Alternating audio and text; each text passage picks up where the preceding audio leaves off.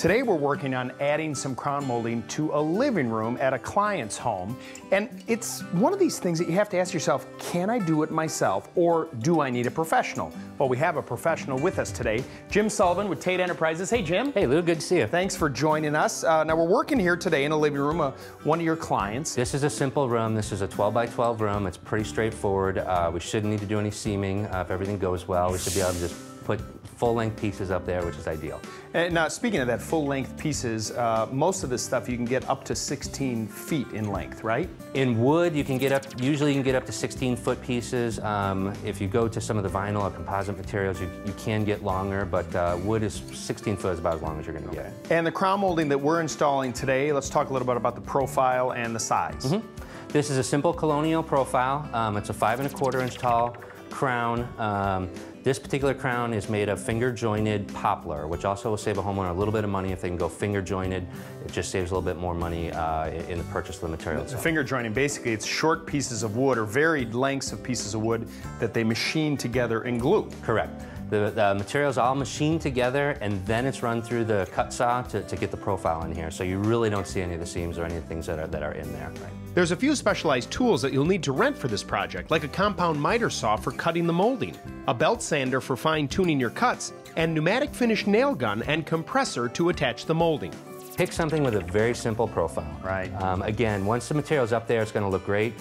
The more ins and outs on the crown, the harder it is to cut, the harder it is to join. So if you keep it simple, keep a nice, even coat through it, it makes it go a lot easier. It's going to look great. All right, let's get back to work. Absolutely. Jim uses crown stops on his compound miter saw to ensure an accurate cut every time. What these do is these are going to lock the crown molding into place, so every time you make a cut on the miter box, these will lock the crown so every cut is exactly the same height. And when you say lock it in, it's the profile, the angle at which you're looking at that. This represents the ceiling, this represents the wall, and the pitch, the way that this sits in the saw is what you're talking about. That needs to be set. Yes. So that the cuts match together. Once you have it set, you shouldn't have to move it again. So this is an example of an inside coped cut. You can see that if it's not quite square, it's a little bit more forgiving, and that's where you can put that bead of caulk in there. Now, you've got a long piece here, right, that you're gonna cut. You like to do it down low because you can kind of have more control? Yeah, absolutely. I like to be able to keep it on the ground, put my foot on it, gives me a lot more control when I'm cutting through there with my saw. All right, let's get started on it. What Jim's gonna be doing is actually cutting all of this material off, following along the edge of the exposed prime material, and that's what you're going to end up with that's going to actually give you that profile against the other piece of trim that you're going to do. So you just got to take it easy. You'll need to sand the coped edge to get a tight fit. So this is where coping that inside cut really comes in handy, because the walls are never square and it has a little forgiveness to it. Now let's talk about the way it goes up. The way I have it oriented right now is the way crown molding looks. Take a look at this piece.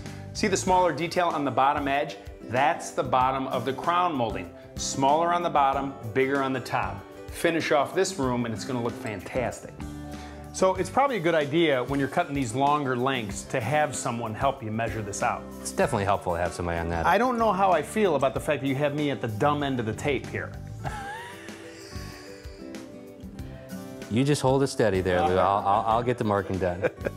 I find that lumberyards have a knowledgeable staff and greater variety of molding styles and materials to choose from. A good ballpark for costs of all the materials and tools you might need to do the project yourself is around $400. It can be completed in about a weekend, not counting some education and shopping time. If you hired Jim, it would cost around $700 and be done in less than a day.